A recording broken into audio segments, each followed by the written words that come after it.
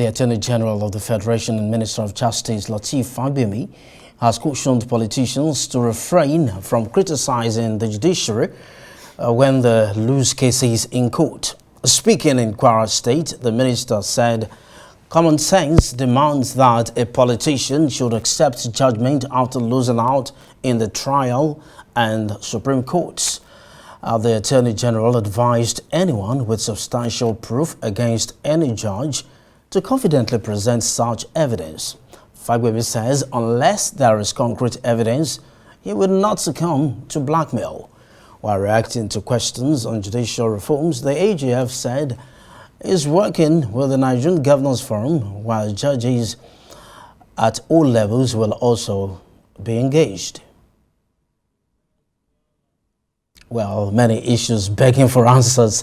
Let's have a chat on some of these issues with Dr. Sam Amadi, who is the Director, Abuja School of Social and Political Thoughts. Dr. Amadi, thank you for coming to Newsnight. Thank you. You see, a lot of issues coming to the front burner now, weeks after 100 days in office of President Tinubu. But now, we're looking at SERAP now asking the World Bank to stop issuing loans to state governors in Nigeria.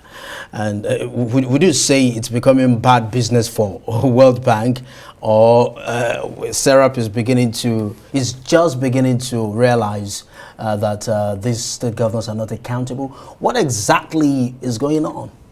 Well, I think SERAP in good faith, basically, to say, look, clearly, the last week has been a week of disclosures about what we know, but now with data, with facts about how state governors clearly misspent some, even their own budgets. We've seen cases of 2 billion for detergent or for beverages. We've seen, as in the case of Lagos State, we've seen in Abia allegations of 300-something billion for feeding. We see in Imo State about 50-something billion for all kinds of. So basically, there's now a national awakening, basically, to the fact that, look, whereas we say we have a revenue problem, but we actually have an expenditure problem. That we are even spending recklessly, not spending economically, not spending on capital basis. And now, if you look at the Fiscal Responsibility Act, I think Section 44, thereabout, talks about no state will borrow any money except for capital projects, and those borrowing must have cost-benefit analysis, which is an analysis that goes to show not just the sustainability of the debts, but also their economic value in terms of, if you're going to put in borrow X, Y, Z, even if it's for infrastructure, what is the analysis that shows that this infrastructure, whether in 10 years' time or 20 years' time, could create X percentage increase in GDP, reduce poverty, improve multidimensional poverty. So, SERAC is right, but this is a problem. The World Bank has guidelines and prudential guides. They have also accountability framework, internal control mechanisms, but they probably don't have that overreaching obligation and interest to go and fix retail level implementation problems. So, yes, the World Bank will be sure that you provide to them a economic cost-benefit analysis so that this loan is good, sustainable, addresses core obligation of the bank, which is poverty, economic, human development.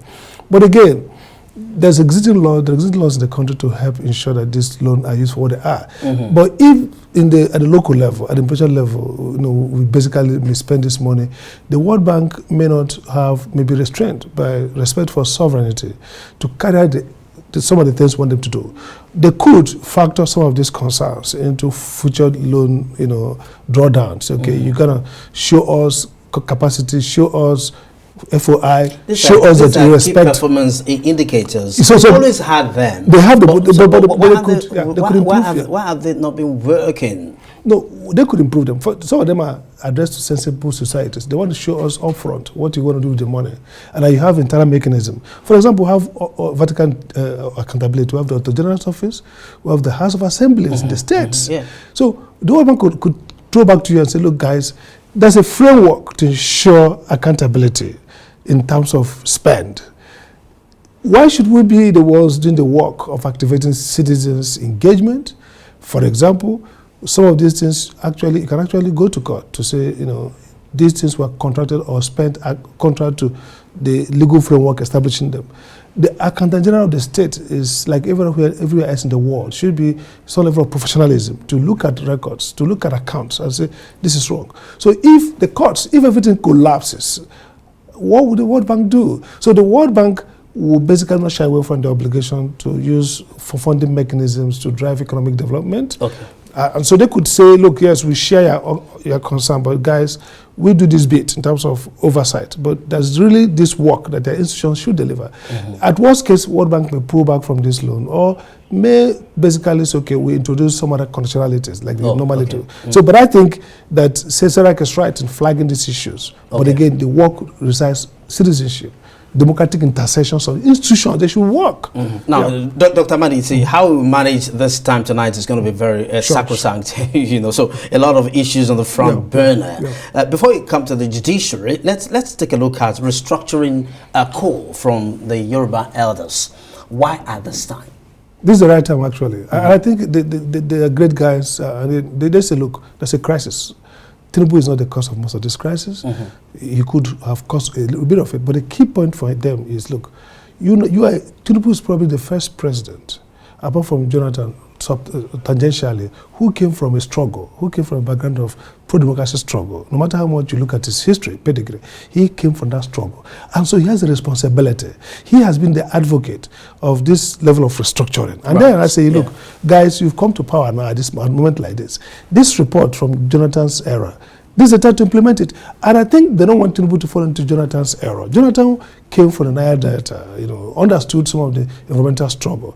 But in his first 4 years, somebody can argue that he didn't drive that issue of physical federalism. Okay, Dr. Madi, so before you carry on, you're going to have your time, but before you carry on, the restructuring they call in for now is an offshoot of the Presidential Conference. The sovereign, the national conference. Political conference. That conference. What do you make of that conference? Was that the sovereign national conference that Nadeku and other groups had been calling for all along? No, it's not. It's not a sovereign in the sense of, look, there was a parliament. It's important. What's the measure of confidence that the polity would have in that kind of conference and its reports? Good. That conference has authenticity because almost everybody was represented in terms of geopolitical social groups. And they listed a number of top-notch Yorubas who are part of it. There are also top-notch Southeasterners, top-notch South, top-notch North, everybody. Now, the takeaway here is not whether this is not like open and close. It's not a constitution.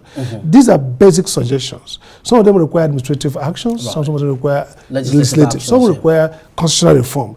But the president has the bulletproof pulpit. The presidential work is the president is a salesman. He can't say, look, guys, part of this crisis we're going through is endemic. They are structural. And I totally agree with you. If you look at our economic growth during the regional time, I'm doing a book on Southeast economy, Eastern Nigeria economy in the 1966. You discover that part of the success story is the political structure. Political economists recognize how structure impede or enable economic growth. So the argument for restructuring is not an argument of win-lose. It's an argument of transforming Nigeria from a structural point of view. So they could say, Mr. Tinubu, you mean well. Some of these policies may have marginal impact, but go back to, you are part of this struggle. And Jonathan's confab really produced a consensus that shared across board. Again, APC came under Buhari with the notion of restructuring. So the question is that this is also aligns with APC's grand policy. President Buhari dropped the ball for other reasons, but President Tinubu stands a position because he understands the issue very well. He was part of the struggle for democracy and struggle for...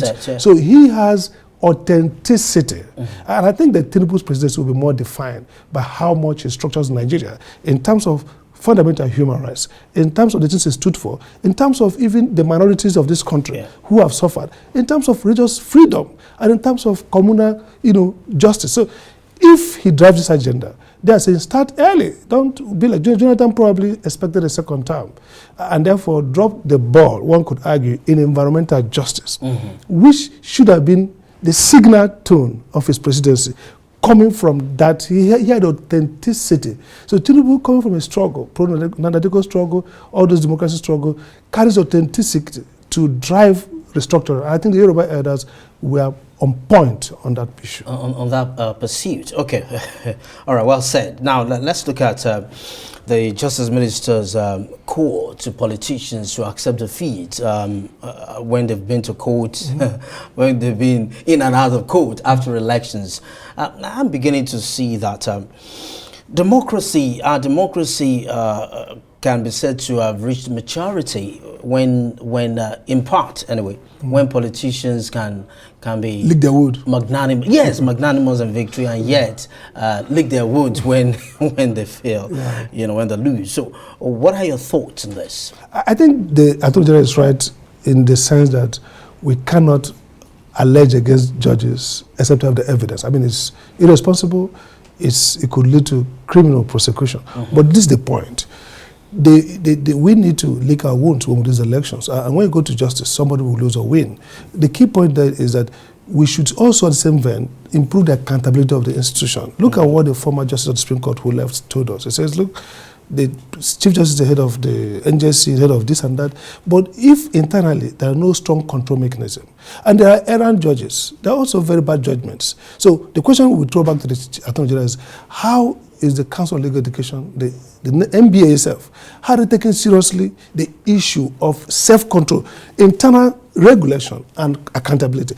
Take, for example, the senator who came out and told us, unforced, nobody forced him, not under duress, that he and his wife, a plaintiff of court appeal, fixes outcome of judicial process. Who prosecuted him? So I think it's hypocritical to say, you guys, stop blaming the courts. That's correct. But the judiciary should be the one who self-regulate and create a sense of public trust by the fact that the people can say if there are cases of misdemeanors, a case of abnormality, even criminality, that will trust the institution itself to purge itself. Now, if the institution doesn't purge itself, if the institution is hypocritical and trapped in misdemeanor and even criminality, then there's no basis for the people not to respect the court. So I think this is a defining moment for the judiciary. Two things have to happen. We need to spare them a little bit, but at the same time, we want to see the institutions themselves, the NBA, the council itself, the Attorney General's office, the Minister of Justice, themselves effectively changing themselves, changing their approach, recreating trust, improving the quality output, the quality of the output. If they don't do that, it will be just a far cry. People will be just making noise. The trust has been eroded significantly. And it didn't start today. It was a slippery slope. They were going down, going down. Some of us who are whistleblowers to the profession, being lawyers ourselves, were taken as antagonistic. Sometimes the NBA would threaten people. But look, again, a footnote, you can't. People commenting about the Supreme Court judgments, disagreeing with them fundamentally and vehemently, is part of the legal profession. There's no rule anywhere that says a decision of judges are exempt for public discourse. Democracy is built on deliberation, discourse, and decisions of courts are materials for public discourse. Thank you very much indeed, Dr. Sam Madi. You are saying that he who comes to equity must come with clean hands. Throw it back to them. And charity begins at home. Thank you very much, Dr. Sam Madi, Director, Abuja School of Social and Political Thought, and the RISE Analyst.